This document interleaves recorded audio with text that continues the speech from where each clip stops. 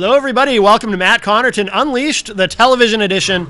I'm your host, Matt Connarton. Dr. Kevin is back with us this week. And before we get rolling, a couple quick programming notes. We're actually taping this on Monday this week. So if you're watching it at its regular time on Wednesday, happy Veterans Day. But the good thing about doing this a little bit in advance is we'll be able to have this show up and available online a little bit earlier. So if you're watching this before Tuesday night, this coming Tuesday of this week, again, if you're watching this before then, you can check out the radio edition of Matt Connarton Unleashed. I'm very excited.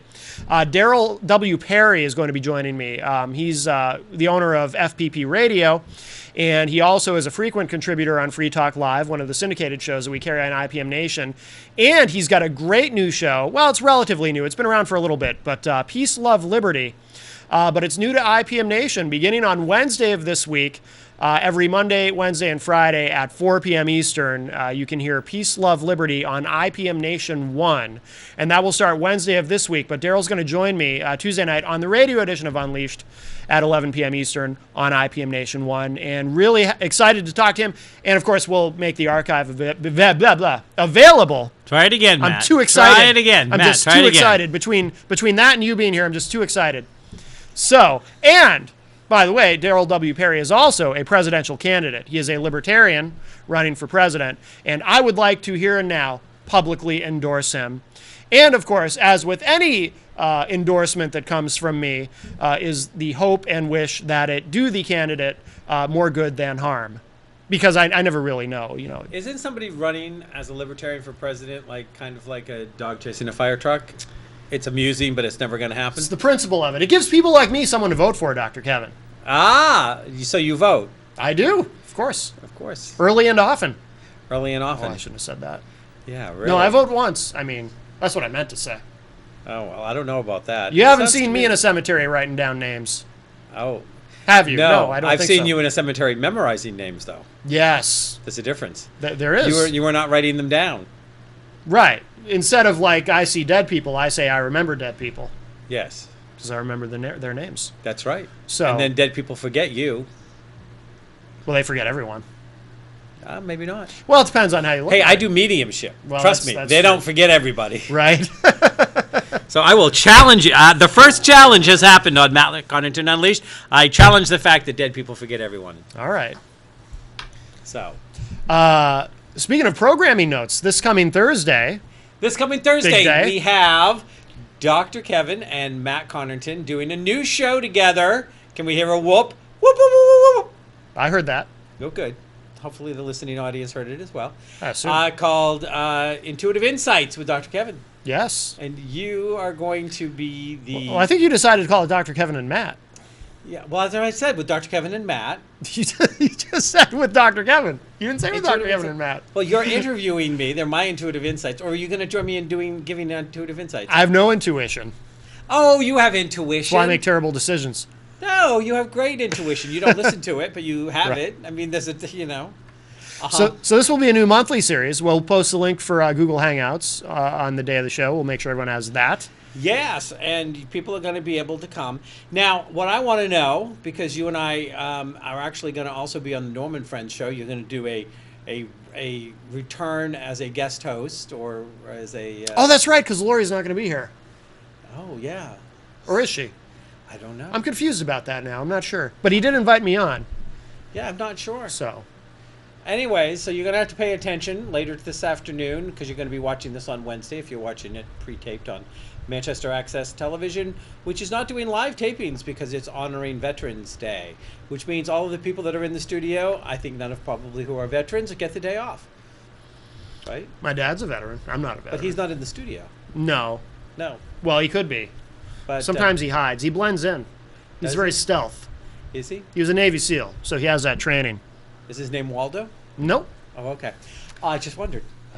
So, but if you're watching this on Veterans Day, and the studio is closed, but these are pre-taped, then you're going to be seeing Matt and I doing the Dance with the Devil, named Norm. Oh, my goodness, the devil. Yeah, I had no idea. It's terrifying. I know. I wondered about the horns and tail. Well, you know, they said the devil made me do it. Hmm. Now we can just say Norm made me do it. For all we know, he could be cloven hooved. Hey, I don't know. I don't want to go there. Nope. Nope. Anyways, so. But so this new show, of course, they'll be able to join us via Google Hangouts. And for the first one, too, we can also run the audio on IPM Nation, too. Absolutely. If they just want to listen. So tell me, what is the show about, Matt? Intuitive Insights? Yes. It's about your intuitive insights. Oh, okay. You're going to help people. You're going to heal some babies. I'm going to heal babies.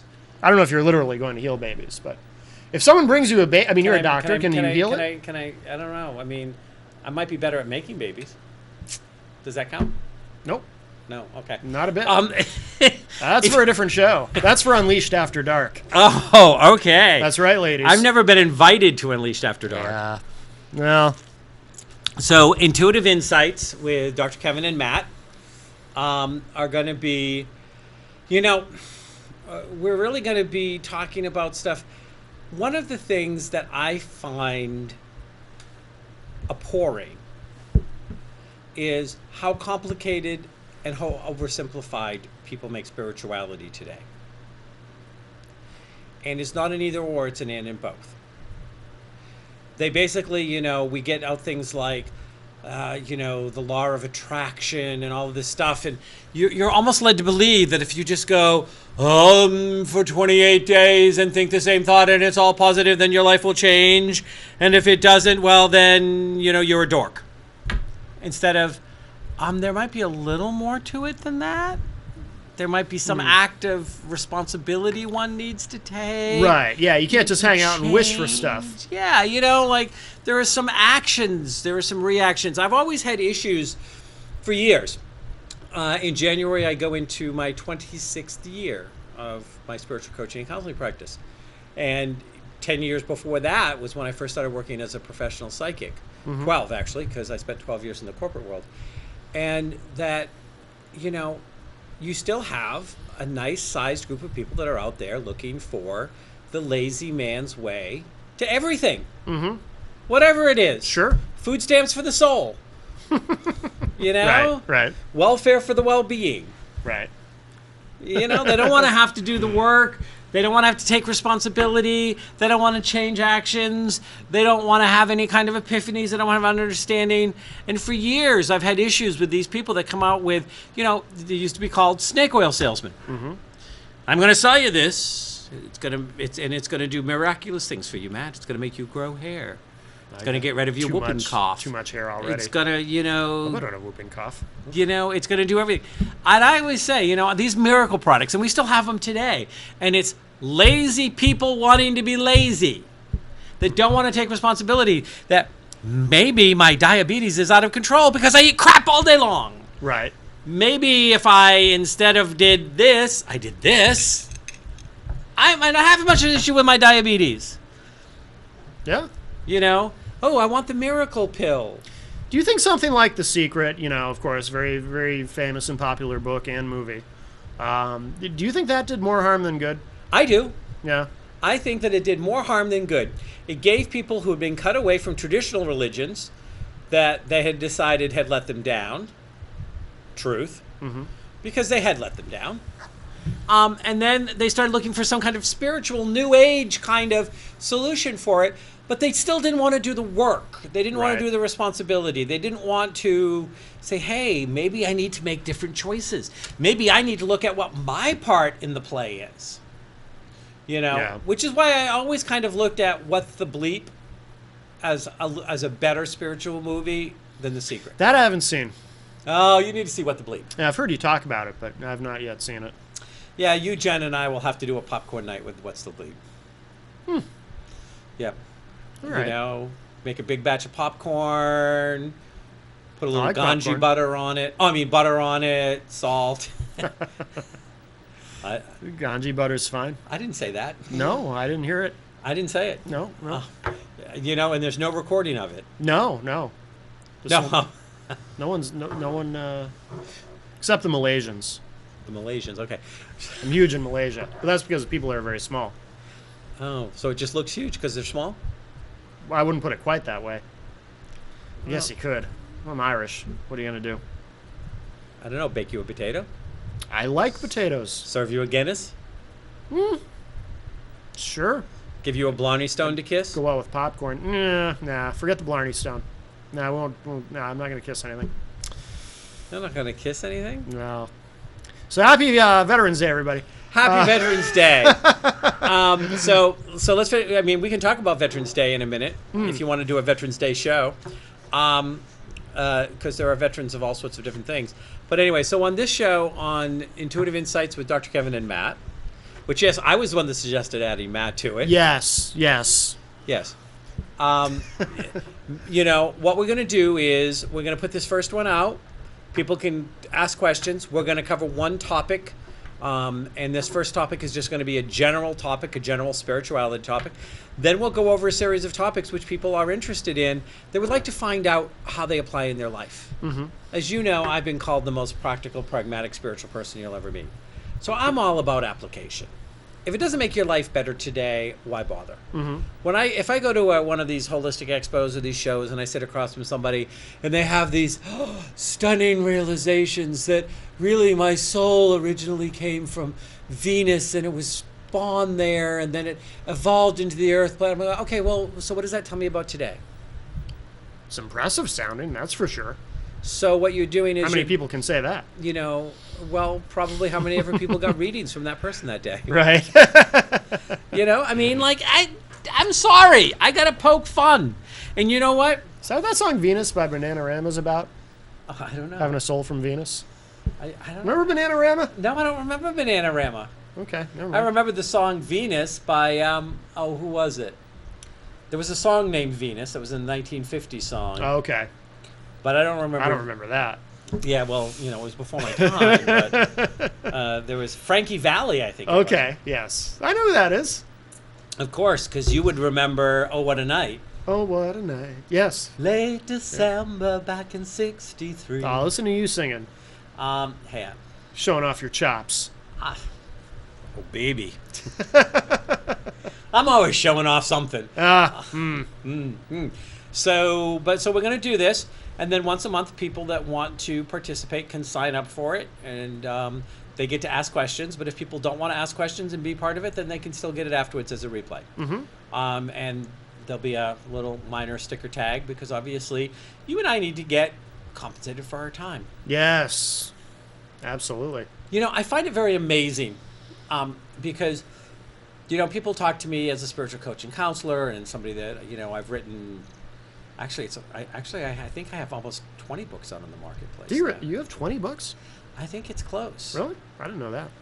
Yeah, I have to stop and count because... I figured you had 5 or 6. I don't. No, because I lost... You know what? This is an interesting exercise. Watch me have egg on my face. Yeah. But, you know, I've got Experiment Earth, which is about Atlantis and Lemuria, split apart root races, got transcendental information, what happened in Lemuria, what happened in Atlantis. And then I have The Lost Steps of Reiki, which is, you know, the channel messages of Wei Chi from a 5,000-year-old Tibetan shaman that lived in an area of the world that today we call Tibet.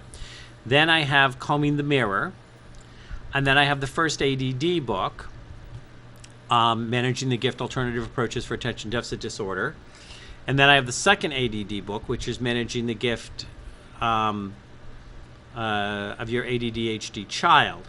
So those are my 5 hard books out. Yeah. But then I have 4 different books of poetry out. Oh, okay. And then I have Famous People with ADD/ADHD OU1 Waiting to Happen. And that's an ebook. And that went bestseller on Amazon. So now that comes me up to 10. And then I have Journey to Greatness. Are You on Your Journey to Greatness? Which is an ebook.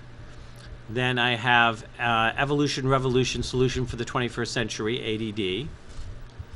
And that's an ADD book, obviously. And then I have 5 Tips to Synergizing Your Team, which is a business book. So that's 13. And then I have 2 more books, which is 15, that are out on, that are under a pen name, science fiction and fantasy fiction. Oh, see, I didn't realize you wrote fiction. Yeah. So under what name? What's 15 your books? Ross Buzzle. So that's the Paradox Prophecies, which is the first of a 13-book fantasy fiction series. Oh. The first book was out And then the publishing company went out of business, and I got it back, and it's got to be put back out, but it was out on the market for a while, and it's all ready to go. And then I have X equals Conspiracy, which was a science fiction that was at the same publishing company that had published the other one. So that's 15. I think I'm forgetting a couple, though. I mean, I have 8 more books of poetry ready to go out that are that can be released at any point. They're all set to go. And then I have My Friend Jesus book, which is all set to go and just has to have a release date that's all written. So I guess I only have 15 books actually out, and then I've got another 10 in the queue. Tell me about My Friend Jesus. That sounds interesting. Did you see the Dr. Ben Carson has the painting in his home of him with Jesus? Have you seen that? No. Was it a black Jesus? No. Well, I didn't. It's that sort of compromised Jesus that you see. Oh, honey. You know, where he looks... Christians have been compromising Jesus for 2,000 years. He looks like he could be ethnic looking, but maybe not. He could be ethnic looking, or he could be Ted Nugent around 1978. Okay, so did you ever see... or are you familiar with the musical Avenue Q? No, you've told me about it, though, because there's a song in it, Everybody's Racist. Yeah, everyone's a little bit racist. Everyone's a little bit racist, yeah. So, which at some point we need to find to play on your show. Yeah. It's a perfect your show song. But there's another. But in there is a line where they're talking about everybody being a little racist, and somebody says Jesus, and the character that is supposed to be Gary Coleman says, "Now there was a great black man." And one of the other characters said, Jesus wasn't black, Jesus was white. And so they get in a fight. Jesus was black, Jesus was white. And the third character comes in and says, excuse me, ladies, Jesus was Jewish. And they both start laughing. Yeah. And then they go back to everyone's a little bit racist. Oh, okay. But it's really funny because I really do think people forget Jesus was Jewish. Well, you know, there is that Depeche Mode song, Personal Jesus. Remember that song? No, I don't. Really? Oh, my goodness. I don't know where I was. You've been missing out on all kinds of music. Bananarama, Depeche Mode. Oh. I know of Depeche Mode, but I don't remember my personal Jesus. Your own personal Jesus. Oh, Jesus. Everyone gets their own Jesus, you know? Oh, Jesus. Oh, Jesus. Your own personal Jesus. Oh, I'm trying no, to that's different. Yeah, slightly, yeah. Yeah, hey, look. Do I look like Depeche Mode? No. Well, it's like 3 guys. There's only one of you. It depends on the day. So, anyways, I don't know what that means, but we don't want to go. So, where were we? We were somewhere. We were talking about. I wanted to know about the book about Jesus. Jesus and you were My Friend Jesus, or so you know that I worked for years as a trans channel. A what? Trans channel. Trans channeler. Oh, trans channeler. I thought you said. Channeler. I thought you said transgen, and I was like, what is that? And do I want to be asking? But no, I'm not transgendered. Okay. I'm all genders. There's a difference. Oh. I'll take your word for that. No questions? Oh, you're going to let that one go by? Matthew. All right, go ahead. Tell us about how do you be all genders? Well, because we all have masculine and feminine energy. I agree. And That's when true. you're all comfortable, and when you're comfortable in both your masculine and your feminine energy, you don't get defined by your plumbing. Okay. So I'm all genders. Are you into the whole, you know, with the pronouns and everything, the not being gender specific with everything? There's this big movement with the PC crowd and the colleges and everything. Yeah, you know, I can't do PC. I don't do politically correct. Yeah. You know, if someone is attaching me, if someone is talking to me from their feminine energy, I call them she. If they're talking to me from their masculine energy, I call them he. And I don't do a plumbing check to find out. Right. Unless I'm interested. Then that's a different story. So if I were to shift the conversation into talking about like Nicholas Sparks novels or something, you would then refer to me as she? Well, if you were coming from your feminine energy, a masculine energy can talk about Nicholas Sparks energy. Are you sure? Sure. Okay. But if you were talking about something that was deeply emotional and that you were coming really from your feminine energy, I might actually refer to you as she without even thinking about it. Because I'm touching the she part of Matthew versus when I touch the he part of Matthew. Okay. Happy Veterans Day, everybody. All right, so I interrupted Jesus, you. Yes, your friend Jesus. My friend Jesus. So, you know, you got to remember, first of all, as you know, and you've heard me say it before, I was not raised Christian. Right. Wasn't raised with the Bible in the household. We didn't do thumping. No Bible thumping. Yeah, no, well, no Bible thumping. They did other kind of thumping, but no Bible thumping. Yeah. And so when I started doing trance channeling, which is when you go into trance and you completely allow your ego personality to step aside and let another energy speak through you. First entities I ever channeled was the Native American Council of Grandmothers, which was interesting because it was before I got my medicine name and before I did any native work. And then the next one was like Ezekiel, but somewhere in the first couple of years, I started channeling Simon Peter, St. Peter from the New Testament. And which was really surprising because I had no biblical background. Mm-hmm. And he always talked about my friend Jesus and how my friend Jesus never walked in front of people. He always walked with people. Mm-hmm. And, you know, and all these things, which I had no intellectual reference for when people were talking to me afterwards because I didn't ever study the Bible. Right. I didn't know. And in fact, I was in a trance channeling in Scottsdale, Arizona, at a place called Peace of the Universe. And somebody asked Simon if Jesus wasn't just a holograph from aliens and didn't really exist. And he said, no, my friend Jesus actually existed. He walked the earth plane. He was here. And that, you know, Jesus lived from a principle that says, all that I am, so are you. Which is not a principle of, I am ahead of you, but I am you. Right. But you know, you have just not evolved into your version of me. Very different message. Although you have to admit, if Jesus were a hologram projected by aliens, that is kind of awesome. Well, depends on the aliens. And that's just kind of neat. Not all aliens are cool. No. Some are scary. If you ever want an example of scary aliens, go to DC and look at the politicians. Yeah, yeah. That's about as scary as they can I've get. seen some gray bodies in D.C. Yeah. Maybe they're just very old. John McCain, he's probably just very old. Sorry. Anyway. Is he still alive? Yeah. Oh, okay. Yeah. You'd never know. Uh, Oh, I'm sorry. Anyways,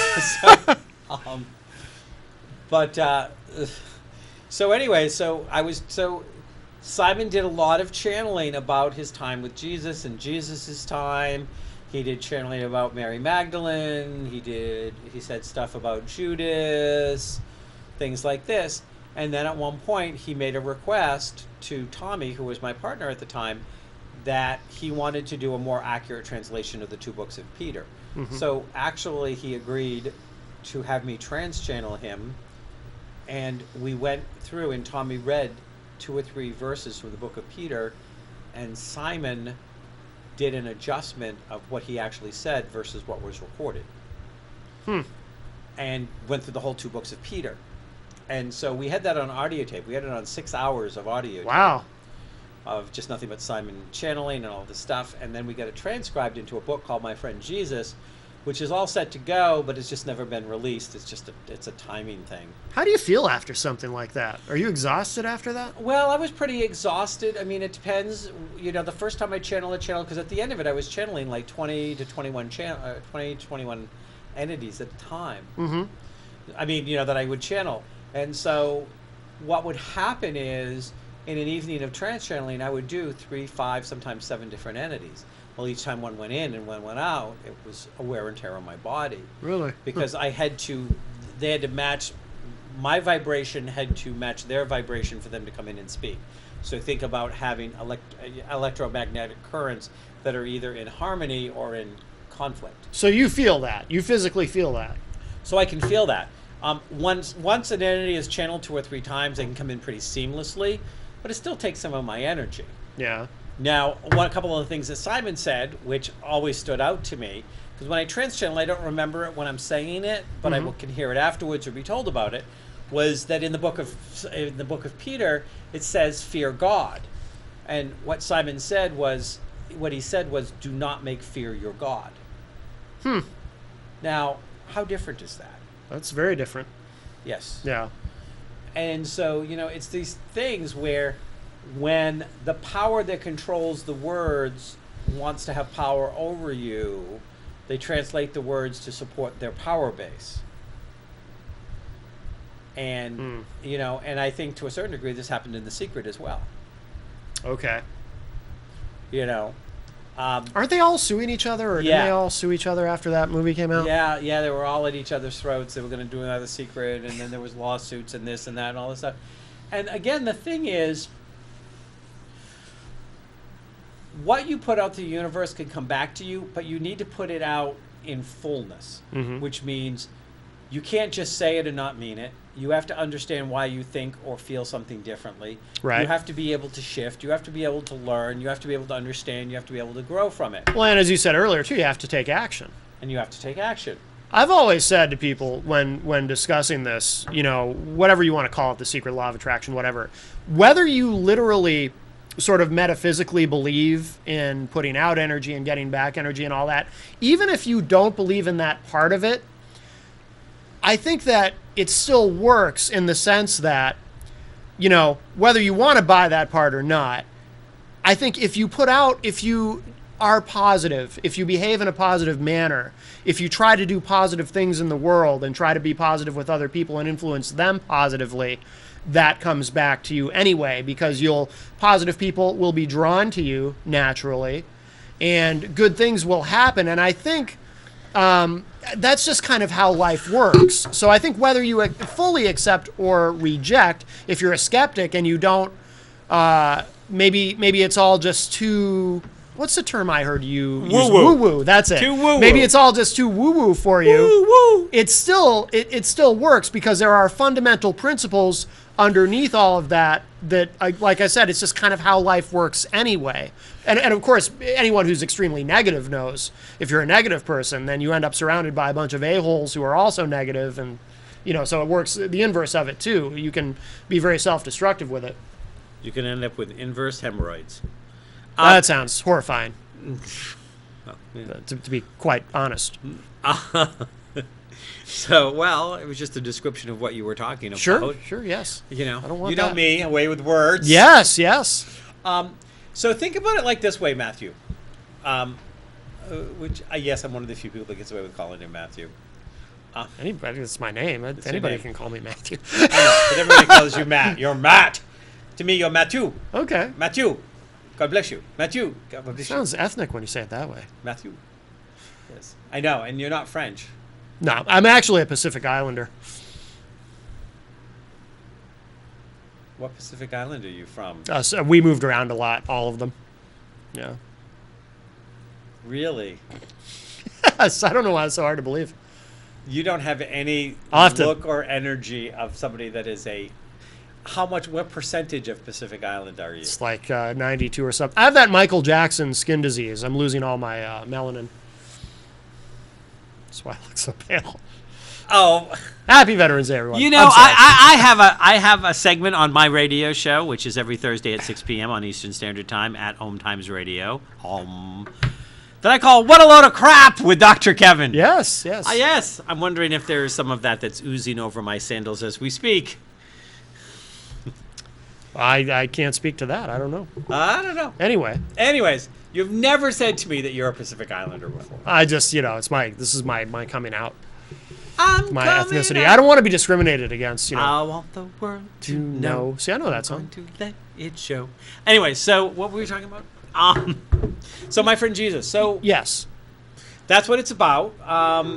And it is, it's all that information in book form. Well, you were going to say something about the law of attraction and the secret and whatnot. Well, I thought we already talked about my segment, What a Load of Crap. Oh, anyways, so, just that they make it so simple and they try to make it sound like... You just wish for stuff and it happens. Well, yeah, and it's like, just go to Sunday, it's that religious version of, just go to Sunday school, just go to Sunday church, and, throw a couple of gold coins in the collection plate and you're going to make it to heaven. It's like when the Catholics sold indulgences. Oh, your loved one is in purgatory, but if you pay this much, we can move them on to heaven. Mm-hmm. Okay, and I mean, I feel like the law of attraction, to a certain extent, did that. The secret did that. Yeah. I mean, there is some truth to it, but I think people want very easy applicable, which is why I wrote Combing the Mirror and Other Steps in Your Spiritual Path, where I go through one thing at a time, one concept, one idea, past lives, this life, life between lives, how to shift things, how to change things, how to manifest things. And then I give a homework assignment because you got to apply it. You've got to be able to take an action. It's got to be part of who you are. You don't get just to do it. You don't get to just do it from the cheap seats. Right. And I think that for a lot of people, they saw The Secret, they read the Law of Attraction, and they thought, oh, yeah, this is it. I can just do it from the cheap seats. Right. And the problem is that the cheap seats usually aren't built to hold as much of your resistance weight as you got on your backside, so they crack. Yeah. Be interesting if people put as much effort into things like that as they do this other crap that doesn't matter. Like, if you've been following, because we touched on political correctness earlier, have you been following the thing with Starbucks? Where's that coffee from? Is that from Starbucks? No, this is from Baked. Oh, the local business. Baked Cafe, farm to you and bakery on Elm Street here in Manchester, New Hampshire. Yeah. If you go into Baked, tell them that you saw it here on Public Access, that Dr. Kevin was drinking their coffee and sent you in. I'll probably get in trouble for that, but Nah, it's fine. I'm just promoting a local business. Yeah, nothing wrong with that. I'm a big believer in local businesses. Yes. They're not paying me anything for this. I paid for my coffee. That's I didn't right. get it for free. That's right. But, do tell them that Dr. Kevin sent you. The Starbucks thing, people are mad. Christians are mad. It's the war on Christmas because of the... I guess this year they're doing these red cups that don't have any particular holiday stuff on them. They're just red for the holidays. And people are all up in arms over it. No, I haven't heard about that. I mean, yes. And the funny thing... It's too secular, the red cup, without snowflakes or something. As if that has anything to do with Jesus and Christmas. Well, I mean, snowflakes do have something to do with Jesus. You didn't know that? No. No, yes, snowflakes have something to do with Jesus because there is a significant number of Christians out there that try to give us a snow job about Jesus every year. Oh, I see what you did there.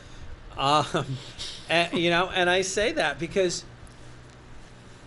the message that Jesus brought forth of non-judgment, love, compassion, acceptance, love thy neighbor as thyself type of stuff gets forgot very quickly behind the altars in the pulpit of judgment and hate and bigotry and condescension that happens. Yeah. And, and you and I talked about it last week. Every time somebody jumps up and they start preaching hate, I go, well, your God is the devil then, isn't it? You're being moved forward by your inner demons.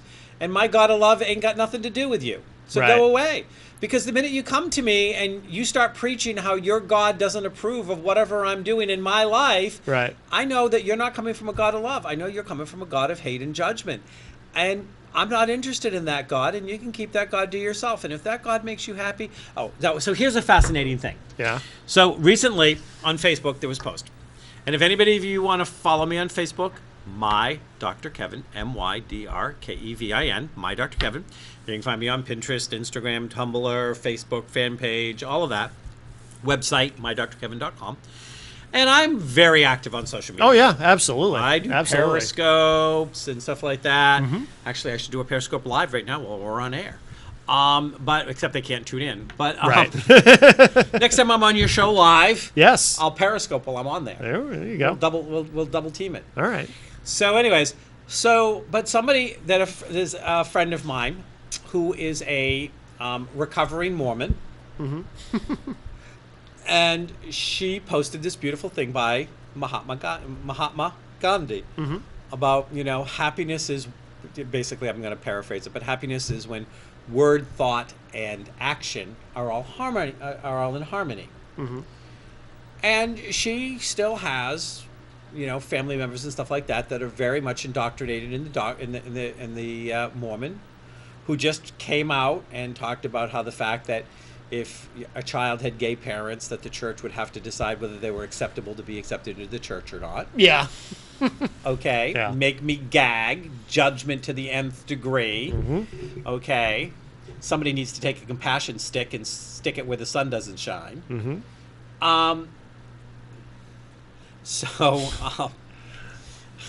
You did want me wound up today, right?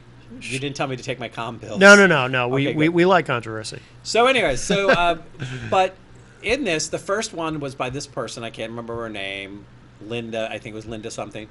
And she said, happiness is obedience to the Lord. And the woman, when she posted this beautiful thing by Mahatma Gandhi, said, can you give me an amen? And so that's the first posting. Then after that is amen, sister, blah, blah, blah, blah. Well, I look at it and I type, aho.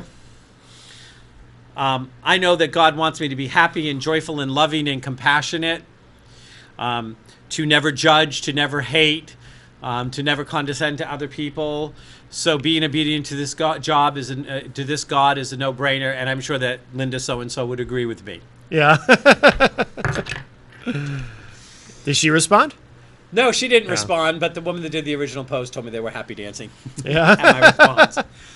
Because Gandhi talked about, I won't get the exact wording right, but it was something like, it's not that I don't like your Christians, it's that I'm sorry, it's not that I don't like your Christ, I just don't like your Christians, they're so unlike your Christ. Yeah. Or as, remember Steve, the great Stephen James Blake, who passed away several years ago? You were on his show once. Yeah. He used to paraphrase it as that Gandhi said, Christianity is a great idea, I wish someone would try it. Yep. You know, and it's just so interesting because you wonder what has happened to petrify these minds. Because I'm sorry, I will never be able to pray at the altar of a dead religion. Life is about life. Life is about love. It's about experience. It's about kinesthetic interaction. Life is about living. And the minute you start praying at the altar of a dead religion, there's no life. There's no life in a dead religion. And not all Christians are like this. No. But there is a very hardcore group of Christians and, and Muslims and Jews. All of them have this little tough nugget of judgmental, bigoted, that have a dead religion, that talk the loudest, say the most, cause the most problem. And you know what? To emotionally, mentally, and spiritually attack and try to annihilate somebody is just as bad as physical. So they're no better than ISIS. When a teenager who is gay, lesbian, or transgendered commits suicide because their local born-again Christian church told them by being them, God would never love them and they go to hell, they are every bit as guilty as ISIS is. And somebody has to hold them accountable to that, that their actions are completely in disagreement with what they say their church is about. And just because they didn't pull the trigger does not mean they do not have a moral responsibility, that it was their actions, their words, and the things that they did, and the misuse of their power and their authority position in the community pulled that trigger just as much as if there was an ISIS person chopping off somebody's head. Yeah, it's hard to imagine that Christ would approve of that behavior. I think there's something insidious in our culture too that drives some of this in different ways, whether it's with religious people or people who claim to be following Christ, or I call them ironic Christians because they call themselves Christians while having as little to do as possible with anything Christ said, or with the PC crowd who are always trying to shove their political correctness in everyone's face and telling people what to say and whatnot. I think there's something underneath all of that in our culture where that's pervasive and infects everything, where people just kind of assume the worst motives about everything that they don't agree with. For example, like the Christians who are furious with Starbucks for doing a generic red cup this year for Christmas. So they take that and they assume that Starbucks is anti-Christian and that this is part of this terrible war on Christmas and war on Christianity, and they feel so persecuted by Starbucks. When in reality, it's just they just decided to do a simple thing this year. Well, and they decided not to alienate everybody who is not Christian. Right. And so but they assume the worst motive. What I really want to see is I want to see a class action lawsuit against the major Christian religion for billions of dollars from the pagans for stealing their holiday. Yeah. Make them sell off all of those properties they don't pay taxes on. Right. Return that into the tax flow. All of the communities would be wealthier. If the 150 churches in your local town all had to pay taxes on their property, your property taxes would drop. Actually, that wouldn't happen because the politicians would find a way to shove that difference in their pockets. But right. that's the thing. But do you know what I mean? Like Yeah. we see it with the PC thing. If you make an ethnic joke, there's always somebody who's gonna accuse you of being this racist, hateful person, and nobody knows what the rules are with that. It's okay to pick on some people, but not others. It's okay to pick on some people in this particular circumstance, but not in this situation. It's okay to wear a Halloween costume of a Native American, but not a Halloween costume of some other culture. You know, it's this constantly moving target. And as soon as one person gets upset, like this thing that's happening at Yale, I don't know if you've been following that. These students who are all upset about the college not forcing people to not wear racially insensitive costumes for Halloween, and it's just out of control. But I think it's another example of there's this underlying thing that anybody who does anything that upsets anyone else, they're doing it specifically to upset them and to be disrespectful, and it's this paranoia.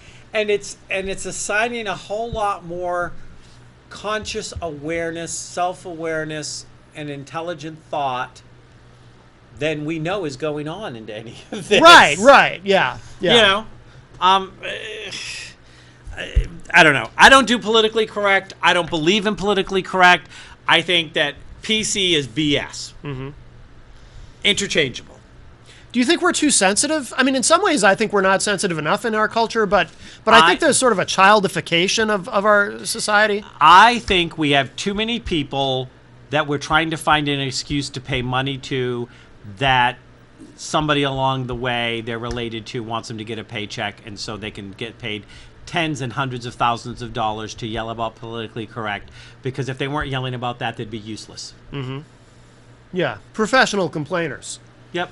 Yeah, or social justice warriors. That's another term I hear. The people who go on Twitter and try to get somebody fired or try to get somebody to resign from their job because they said something or did something that. Well, you know, and I just did a Twitter campaign. You know, and it's funny because I haven't finished with the Twitter campaign, because recently I felt like I got treated unfairly by LA Fitness, and you saw me posting out on that. Yeah. And I felt like I got, you know, here LA Fitness, a huge major that hardly any in New England. There's only two. But it's a big major chain. They're competing. And they're saying in the 21st century, they don't have the capacity to take, I need to end my membership because I moved out of the area and there's no LA Fitnesses where I'm living, on email through the website. It has to be done with a stamp and a letter. Okay? Now, it's ridiculous that any major company in the 21st, and I called, and they said to me, we are not set up to accept email Which is cancellations. BS. Yeah, I mean, you know it's BS when they tell you that. BS. Yeah. So I wrote some stuff, I posted, and I said to them, I said, I'm going to do this. I've had it on my radio show, I've done it on my TV show. At this point, I think the last time I checked, I've got it in front of over 200,000 people that have at least seen it on their Twitter feed, their Facebook feed, or whatever. This meme I did about LA Fitness, when are you going to join the 21st century? Right. And this is ridiculous. And why don't you just say, we're trying to scam you for an extra month? Right. They're hoping, because obviously the scam is, they hope that you will find it inconvenient to do a snail mail cancellation. So you'll either put it off or you'll just give up on it. They'll get 1 or 2 extra months out of it. Yeah. I even sent an email to them. I even sent an email when my first set of numbers came back and said, I've already reached like 200,000 people on this. And all I can hope for is I get one person that goes, you know, I think I'm going to go to Gold's Fitness. I don't think I trust you with my credit card. Because everyone's saying they abuse your credit card when they have it. Right. And many major companies know that the bank's not going to get involved for a $10 or $15 charge. Mm-hmm. But when they have 10,000 people that they get an extra $10 charge on, that's an extra $100,000. So they're not going to act morally or ethically correct. And so I'm all about using social media. Yeah. And this goes back to what we talked about last week, which is I think we need to overthrow the government through social media. And I think that the overthrow of the government looks like this, that we take a set number of absolute must-change laws that Congress will never get off their backsides and do because it's in their best interest. Right. And we need to force their vote through petition because we do have the right to do that. We can force votes through petition. And so if we put a petition and got enough people and said, you know what, this isn't a Republican or a Democrat issue. This is not a abortion issue. This is not a gay marriage issue. This is should any elected member get money to buy their vote? Do you think it's okay that the person that you are paying out of your taxpayer dollars Right. is making 3 times their salary in lobbyist bribes so they can make a decision that may or may not be in your best interest? Can you get behind the fact that that shouldn't be okay? Right. We need to have it in very simple language. Then we can push that they actually have to vote on it if we get enough petition signers. Right. And then if they don't, we can have a field day in social media with why would you not get rid of lobbyists unless you are in a lobbyist pocket? Right. Term limits, the same thing. I have mixed feelings about term limits. I don't know if I've kind of gone back and forth on it. I don't know if it would actually solve anything. Gary, you've met. I don't think you've been Yeah, I on the met Gary. Have you been on the show with us? I was on the show with Gary. You were okay. Gary pointed out something once. He said his problem with term limits, and it was interesting. He sometimes he gives me different ways to think about things. So point Go something ahead. out that I've never heard anyone else point out. He said even if you get rid of people who hold office, you've got bureaucrats who are still there, and the bureaucrats are part of the problem. So, you can get rid of somebody with term limits who holds office, but you've still got somebody in some agency making major decisions. I mean, they can make policy changes just with the stroke of a pen, not accountable to anybody on all kinds of levels in government, who they're not accountable to anyone unless somebody fires them, and they're still there. Even if you get rid of that politician, these bureaucrats are still there. So then we'd look at the next level. But I think that the first level is we've got to look at the fact that people who are having 19-year-old interns making their decision because they're snoring in Congress because they've been there for 40 years shouldn't be there anymore. Mm-hmm. And for some states, their only claim to fame is that on a regular basis, their senator or congressman has to be checked with a mirror to see if they're still alive because they've been there for so long. But then isn't it incumbent on the incumbent, so to speak, on the voters to vote that person out, to say... Then why do we have a term limit on the president? Shouldn't that be incumbent on the voters? Yeah, makes sense. Balance of power. Right. If in your balance of power, I believe, and I could be wrong, I'm okay with being wrong. I'm okay with the fact that I'm right more often than I'm wrong, but I'm okay with being wrong. So you're not like Fonzie on Happy Days when he had to admit he was wrong and he would say, I was... and he couldn't say it. No, I don't have any problem. I was completely wrong. I thought you'd be bright enough to understand what I was saying. No, Aw. but Don't pick on the Pacific Islanders. It's racist. everyone's a little bit racist. Okay. I don't think the Supreme Court justices should be there for life. Some of them are very old. I don't think I don't think the presidents should be there for life, and I don't think the Congress should be there for life. Balance of power. You can't have 2 of the 3 balances of power be able to basically get lifetime jobs and only one get cycled out. Mm-hmm. Then the balance of power is no longer in balance. Well, the Supreme Court, I mean, that's truly a lifetime. That's truly a lifetime appointment, and they're not. Well, I shouldn't say appointment necessarily because they have to be confirmed and whatnot. But yeah, once they're in, they're in. I don't know. I don't think historically we've ever. They've only ever chosen to voluntarily retire. Yeah. That they have felt like they are no longer competent. Now they may have been kind of elbowed into that position, but that's true. So 2 more things, because I know we probably don't have a whole lot more time. Yeah, we are. We're getting close to the top of the hour, as they say in radio.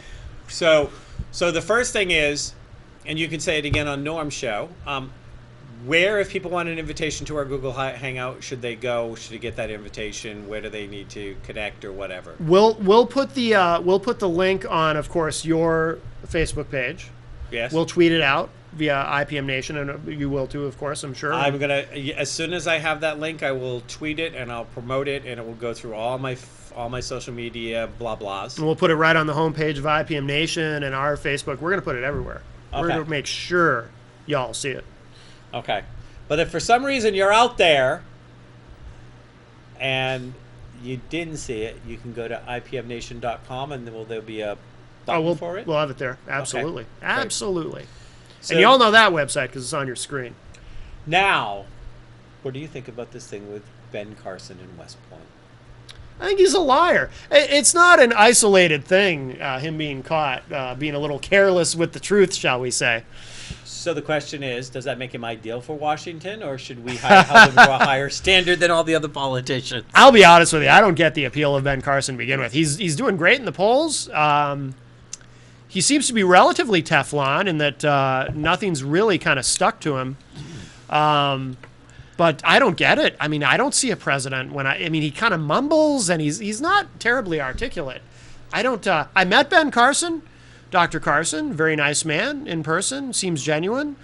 We went to an event for journalistic purposes, not as supporters, that he was speaking at. This was several months ago during the summer. But he doesn't seem presidential. He doesn't even seem vice presidential to me. Well, the thing is, because he's claimed that this is a witch hunt against him, and I think it's the liberal media. Yes. Yeah. I think That's it's their very. crutch. I think it's very interesting that it's a witch hunt that somebody should hold him accountable for lying. Right. It's a really sad statement. Yeah. Because he could have come out, because basically, from what I've put together, and you might have a better understanding of this than I do, he kind of embellished the truth when he wrote the book because it was recommended him to do so to make the book more sellable, to better, And Right. you know what? We have a long history of homilies. We have a long history that Grandpa told the story of his days, and there was some embellishment to be able to get the message home. But, I think in this day and age, with a lot of stuff that we've gone on, if you're going to run for political office, if you're going to be in a position of power, embellishment now strikes up Cheney and Bush saying that there were, like weapons of mass destruction in Iraq. Well, not only that, but you can't get away with it now. Yeah, I mean, you used to be able to get away with it much more, but now with the internet, it's so easy to research. Anybody can be a journalist. Anybody can research something and write something up online and say, hey, I did some digging around and here's what I found and this is a matter of public record. I Googled it. Here it is. This person's a liar. Yeah, but just because it was on Google doesn't still always mean it's true. No, of course you have to be not. very careful, and you have to quote, get multiple sources, and of course, really see that it's But it's not worth it. It's not worth to try getting away with lying now. Yeah. Well, but now talking about politics for a second, not that I'm a political being, but Trump seemed to do a little bit of a turnaround that he would not be opposed to using nuclear weapons to, enforce stuff. Did he say that? Yeah, he came back out and suddenly, because... Well, you have to kind of say that. You have to keep that balance of terror intact. Well, because he was getting accused of being kind of mamby-pamby if he did that. But I remember this woman, I don't remember her name, but she was on my show. I think you were on that show too, and she was talking about, she really liked Trump because he was not a warmonger, but now that warmongering will get him a few more Republican votes, Sure. He seems like he's got a little more mongrel, so I don't know that he's any better than the rest. There was a poll recently that said that he was couple things where he was trusted by his supporters on. One of them was the economy, because he's a businessman, and the other one was nuclear weapons. His supporters trust him and trust his judgment with nuclear weapons. I will say this.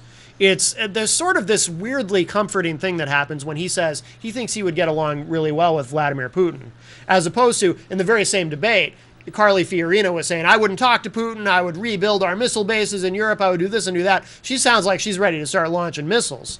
So it was sort of comforting to then hear Trump say, no, I think I would get along very well with Vladimir Putin, because we do ultimately, as difficult as Putin has made it in many instances, we do want to ultimately get along with the country that still to this day, people forget this, has the capability to incinerate the United States within a matter of minutes. Well, but is that why he would get along with Vladimir Putin, or is it because that they have such close stances in their bigotry? Well, when you're talking about our existential being in terms of, hopefully not having global thermonuclear Armageddon, I almost don't care.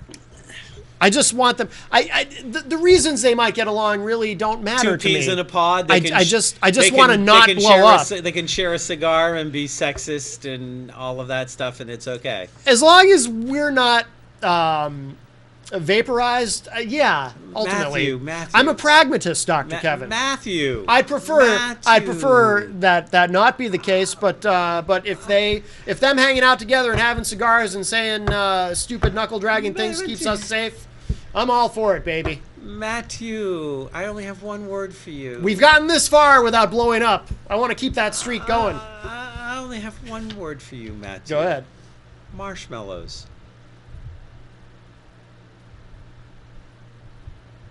Why marshmallows? If the world's going to blow up, break out the marshmallows. That said, we only have 3 minutes left. I hope that doesn't mean the missiles are in the air already. Jeez, we haven't even gotten Trump in yet. All right, no, we have to wrap up. Dr. Kevin, thank you so much. Don't forget, everybody, of course, Thursday night of this week, the premiere of Intuitive Insights with Dr. Kevin and Matt.